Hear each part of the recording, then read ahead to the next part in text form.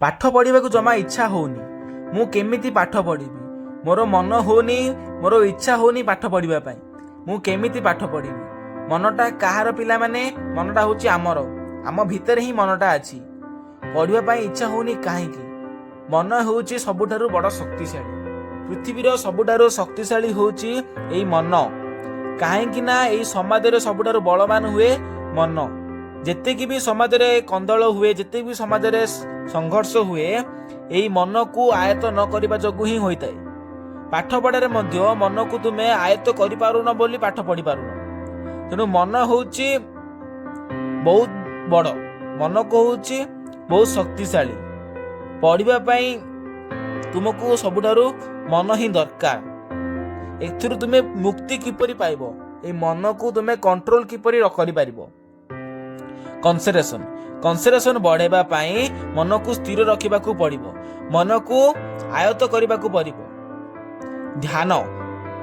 ଧ୍ୟାନ କରିଲେ ତୁମ ମନଟା ଆୟତ୍ତରେ ରହିପାରିବ। ସବୁଠାରୁ ବଡ଼ ଜିନିଷ ହେଉଛି ଧ୍ୟାନ। ମନକୁ ଶାନ୍ତ କରିବା ପାଇଁ ସବୁଠାରୁ ବଡ଼ ଉପାୟ ହେଉଛି ଏଇ ଧ୍ୟାନ। ପିଲାମାନେ ଧ୍ୟାନ କେମିତି କରିବ? ନା ଶାନ୍ତ ମନରେ ଧ୍ୟାନ କରିବା ଉଚିତ। ସକାଳୁ କିଏ ଉଠି ନଥିବେ, ଭୋର 4ଟା ଭିତରେ କିମ୍ବା 5ଟା ଭିତରେ ଆପଣ 5 ମିନିଟରୁ 10 ମିନିଟ ଖଣ୍ଡେ ଧ୍ୟାନ କରିବା ଦରକାର। ଗୋଟିଏ ଜାଗାରେ ଆସନ ପାରି ମେରୁଦଣ୍ଡ ସିଧା କରି ବସି ପଡ଼ିବେ। ଆଖିକୁ ଧୀରେ ଧୀରେ ବନ୍ଦ କରିଦେବେ। ମେରୁଦଣ୍ଡକୁ ସିଧା କରିବେ।